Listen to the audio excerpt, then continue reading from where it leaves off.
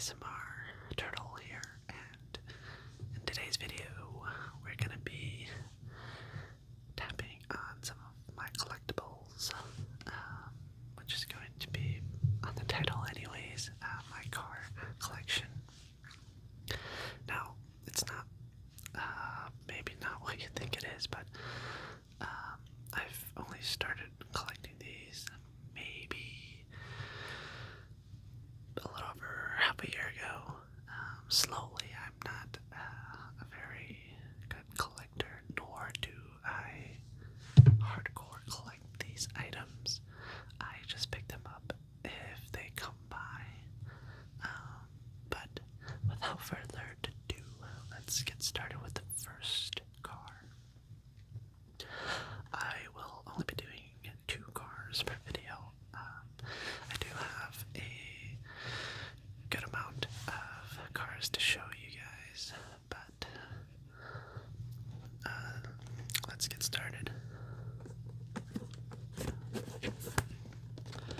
So these first 2 cars will be from the first movie, if you haven't read, the Fast and the Furious.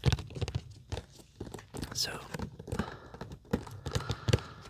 I know a lot of car guys, or just people in general, will dislike the movie series.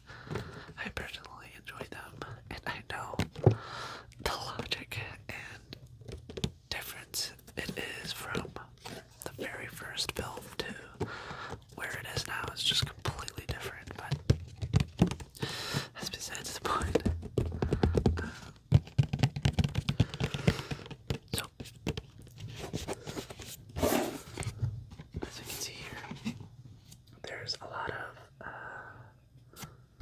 different cars to collect. I do have the majority of these cars, except one, which is this car right here, the truck, the trailer truck. But we can see here that we have the Gladiator, the Toyota Supra, Tom's Charger. There's the variations of it, the RX-7, Tom's Charger again, Brian's Toyota Supra, everyone's favorite, the trailer truck that I don't have. We also have Brian's Ford Mustang, and then this is, I believe, Shaw's McLaren. Yeah, Shaw's McLaren from Hobbs & Shaw, I believe. And then we have, what's his name? Jesse's Volkswagen. And then Brian's Nissan Skyline. R34, also a fan favorite. And then we have the underrated Lykan Hypersport. If you've only seen it once, it was only driven or had a screen time of like 5 minutes. Very short, but it's alright. Sorry if you hear the noises upstairs. They have a dog and he's just crazy. Always running around. But the first car we have here is none other than Tom Toretta's RX-7. RX-7, RX-7, RX-7, RX-7, RX-7.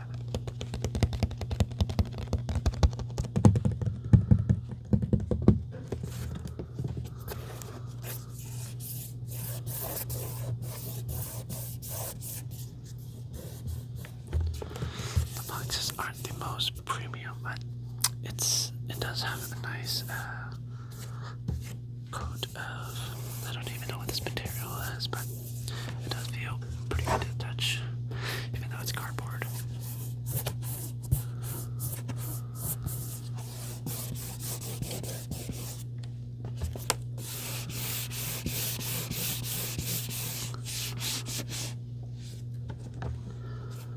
So in the first film, this was when we first seen this car, first and last time you've seen this car.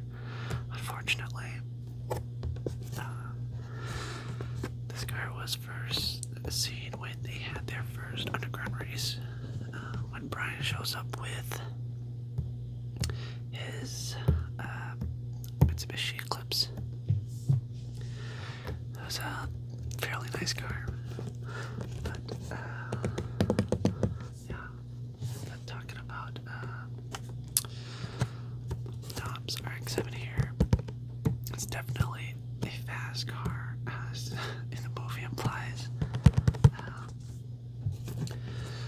What I do like about the RX-7 is its rotary engine. I guess this is for car guys, but rotary engines are definitely very underrated and not very liked because of their ability to consume a lot of oil, burn a lot of oil, and rotary engines in general are often, I guess, misrepresented. They can be fairly reliable engines. That's only if you commit to keeping up to date with maintenance.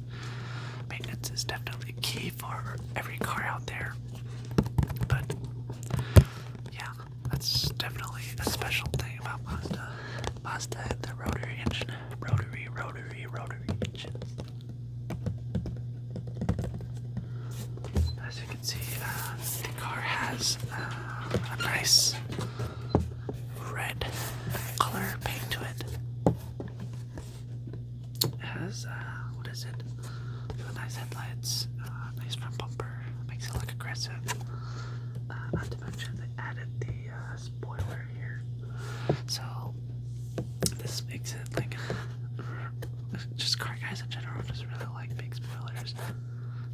These Rams, not really a fan of them, but I guess they do make this car look alright.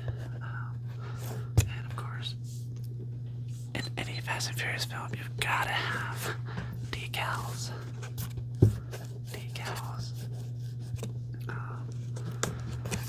But yeah, from just aside from the film itself, I personally really wanted to see more of this car. The last time this car was shown is when they were being chased by the cops after doing the race and Tom winning the race against Brian and a few others. They had to run, and Tom decided to go park in a parking garage, a parking ramp, somewhere randomly, parked it, and then walked out of it. And then eventually, the cops told him to pull over or stop where he was because he was acting, I guess, a little suspicious. And then, of course, he ran. And then Brian picked him up. And that was the last time we've ever seen this car in the film, in all the films, because, well, I'm not even sure why. But I know there's a guy on YouTube that I did watch. He was the one that brought up ideas of what cars to use in the film. If you haven't seen him already, but he talks a lot about how and why cars are there in the first place and what happened to them. But he gives a really good description and detailed reason why the cars aren't there anymore and whatnot. But yeah, I was kind of definitely sad to see that we didn't get to see more of this particular car. I'm a fan of JDM cars, Japanese domestic manufacturing. But not to mention, cool little, I guess, detail that they put in here was the nitrous bottles in the back with the subs. So if you look closely, you can see it right there. That's the nitrous bottle. And then a little, oh, you can't see it, but a little under that is the two subs on either side. But yeah, this car is definitely one of my maybe top 7, top 8.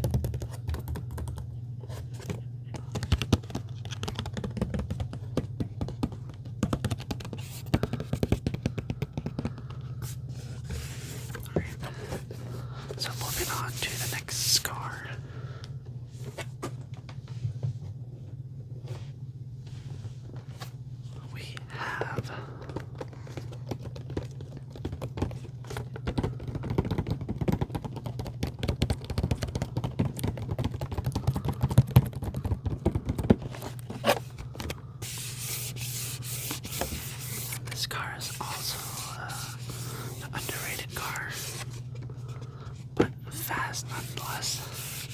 If only we get to see more of this car, would have been great. But knowing the films, they just had to keep using Fords and Dodge. But this next car is Johnny's Honda S2000. Johnny's Honda S2000. Now, this car is probably a lot of people's favorite. It's a cute little two-seater.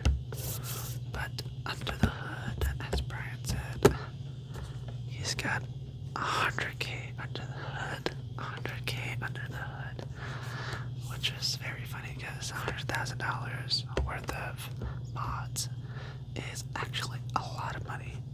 And you can do a lot more than, or you could definitely spend less than $100,000 to make this car extremely fast.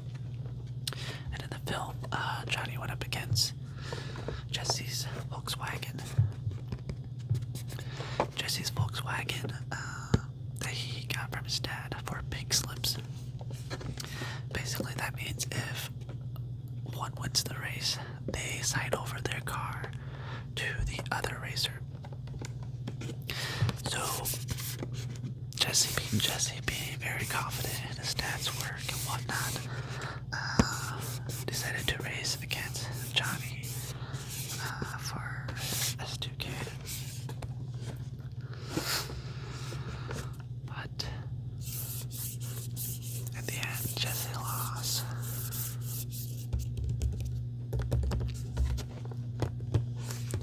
But yeah, the Honda S2000 is definitely a very expensive car. Today's value economy. These cars could still probably go for about, I think I've seen $18,000 to maybe $30,000. And this is, the earlier versions of it, early 2000s. This car just appreciates faster than other cars, but they're definitely getting more difficult to find.